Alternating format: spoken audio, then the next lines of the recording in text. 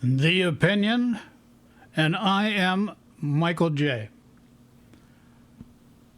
I'm going to preface this video to explain that we are going to discuss Zelensky, Putin, Trump, and how to fix the issue of the Ukrainian war, with the understanding that most people that watch these videos are coming from a position of the ego.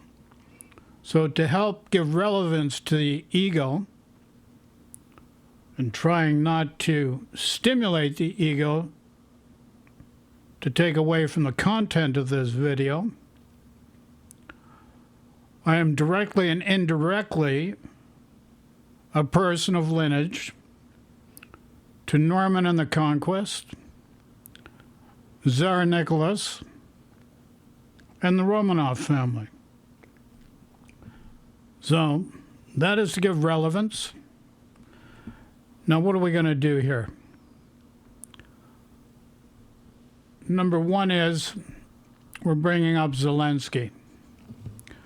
He made a statement outside the White House shortly thereafter his meeting with Donald Trump and whatever advisors were present at the time. Nonetheless, we're not going to go into this video. We're going to use a CNN video as a basis to provide understanding. So just bear with us. We'll bring up the video. We'll go to a larger screen.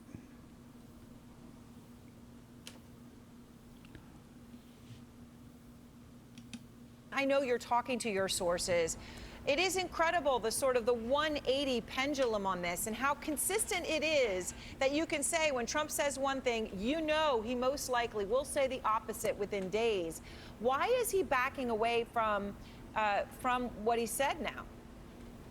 Yeah, I mean, look, I think that there's a couple of things going on that we need to watch pretty carefully. And I'm sorry, I'm going to take my earpiece out here because I can hear myself in it. We know that President Trump, when he believes that there is a deal on the precipice, that he ends up backing away from any kind of punishment for Russia or for Putin. We've seen this time and time again. The fact that he'll say there's sanctions, he'll say he's frustrated, then he has a conversation with Putin, and the next thing you know, they're putting... Okay, so now the character Donald Trump. Let's provide an understanding of Donald Trump. Donald Trump is an illiterate. He does not understand cause and effect. He's motivated by greed and power, and it's reflected in his behaviors and his actions. Everything on the table, they're tabling everything essentially to try and get a deal. But of course the question remains, when does that stop? Because at this point, again, and I know we talked about this on Friday, we're talking about it again now, it is unclear what they believe they can get out of a second one-on-one meeting with just Putin and Trump when they already had one in Alaska and really nothing came out of it. Now, I will note that they do seem to be doing some preparation for this meeting in a way that we didn't see them doing for Alaska. We know that the Secretary of State has talked on the phone with his counterpart, Sergei Lavrov, trying to kind of lay the groundwork as they move forward. They didn't do any of that when it came to Alaska, but these are raising a lot of questions here as to what exactly is going to happen. And we keep saying this is the most important thing to President Trump, but it seems clear that Putin has gotten in his ear, or at least gotten his ear after that 2.5-hour-long phone call. And I will note, it's not just... Okay. So I already explained where President Trump, Donald J. Trump's coming from. Now, we have to further understand the relationship between the dissolution of the USSR, Boris Yeltsin, Putin, and Trump. Now, you have to understand when all North American banks and European banks turned a blind eye to Trump, the Russians helped him. And I have an understanding of that help in a different way based on my experiences than the general public is aware of. So understand that Trump always was in a state of fight and flight because of a lifestyle that was very ostentatious, and it required huge cash flow in order to maintain that lifestyle. That's why he had 6 bankruptcies, and that's why he is always in the pursuit of money. He's motivated by greed and power. He was a wannabe gangster, never became the gangster. He's still a wannabe gangster, but now he's a wannabe autocrat. Go back to the video. About land concessions. It's not just about Ukraine and what they're doing. It's also about this idea of tomahawks. We know that Putin essentially convinced President Trump not to give over the tomahawks to Zelensky. So this has been going on for quite some time. There's a lot of people raising questions as to when is enough enough. All right. Well, Kristen, thank you very much. And as you pointed out, the tomahawks, right? It was sort of they were going to be a go, and then all of a sudden no, after that 2.5-hour call between Trump and Putin. Max Seddon is out front now, as promised. He is the Moscow bureau chief for the Financial Times. He broke that story about what really happened between Trump and Zelensky behind closed doors. And also with us, Seth Jones, deep experience in the intelligence and military community. And I know, Seth, you spoke with Zelensky right after his meeting with Trump. So both of you can give us this crucial insight of what happened in that room, which matters to the world.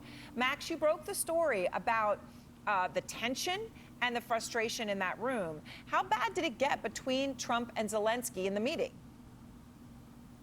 Well, it wasn't as bad as the meeting that we all saw in the Oval Office in February, but it was pretty dramatic. Trump was, according to our sources, he was swearing a lot at one point. He cast aside some maps of the battlefield in Ukraine, said he was sick of looking at these maps, and really he did a lot to just repeat a lot of Russian talking points and put pressure on.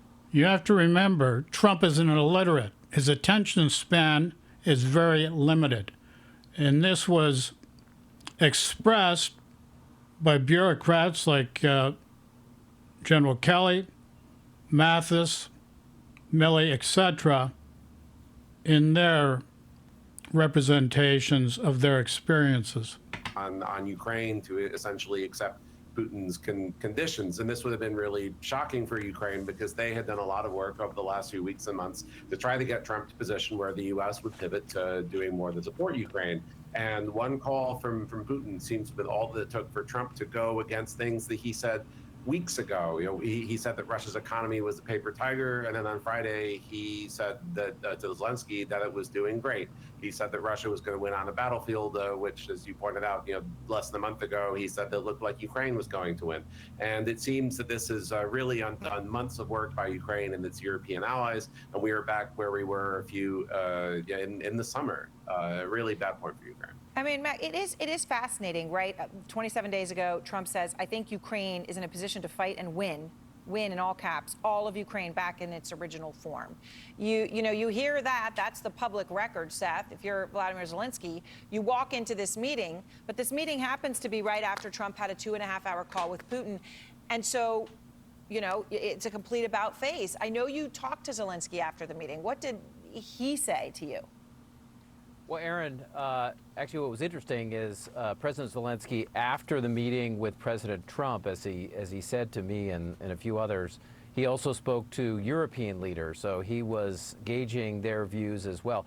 I think one of the biggest frustrations, frankly, for President Zelensky, the Ukrainian government, and the Europeans, as well as, I'm sure, a number of folks in the U.S. government, is it is not clear what the U.S. strategy is right now. Okay, folks, we also have to understand the influence of the MAGA movement, how it's affected and infected conservative ideology and far right-wing ideology around the world. It has crept into Canada and it's being represented by Alberta's Saskatchewan government, also by Pierre Poilievre of the Conservative government, and we see that in Europe as well. now. There's just a lot of swinging back and forth about who's winning, what types of aid the U.S. is going to provide. It makes it very difficult to predict. So going into meetings in Budapest, it is not clear, again, what the U.S. positions are on any meaningful issue, because they're changing day to day, month to month, and week to week. And the Ukrainians had discussions with the U.S. about the Tomahawks, which would be useful for targeting Russian military assets beyond where the Ukrainians can target right now. And then the president, the U.S. president, got cold feet. There we go. That's where we're at. And hopefully we can move beyond that point of judgment to an understanding and ascend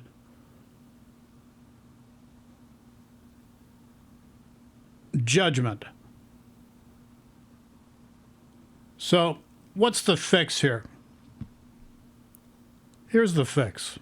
Number one, NATO and all countries need to make a statement to Putin, the Russian leader right now, that NATO and all countries surrounding Russia have no interest of invading the borders of Russia. Let's make that clear. Number two, the Americans need to give Ukraine 200 to 300 Tomahawk missiles to have on hand within the country called Ukraine and neighboring Baltic states in Europe. Number three, international troops need to be within those borders surrounding the outskirts of Russia to be able to execute whatever needs to be executed to make sure that we maintain a strong agreement. And the agreement is based upon the dissolution of the USSR, which was agreed upon by the leaders at that time, the 1992 agreement of the CIS, Commonwealth Independent States, which sectioned everything off into Belarus, Russia, and Ukraine, and the 1994 agreement by Bill Clinton representing the people of America to provide security to the Ukrainian people in order to give up their nuclear armaments. Furthermore, Russia, with Putin's agreement, brings all people, Russian people, back to the borders, within the borders of Russia, and allow the borders of the original Ukraine, pursuant to the agreement of 1992, to be in existence, and allow Ukraine to be a sovereign, independent nation as it should be. And this is where we need to take it. Now, you're going to hear all sorts of arguments. That's just your ego and ego of the people's talking. Has no relevance to the present. History, what worked in the past, didn't work in the past, and we're only living in the present. So let's fix the present. Putin can force whatever reverse argument he wants. Let's be clear. All that Putin needs to do is to take care of the Russian people, make life for the Russian people better, make life for himself better, and focus on that. He has more than enough land in order to do that. So we can all coexist in harmony and create abundance for the peoples of each and every nation around the world as it's supposed to be. So that's where I'm at. Sending love and peace to everyone. Take care. Talk to you all soon. Ciao for now.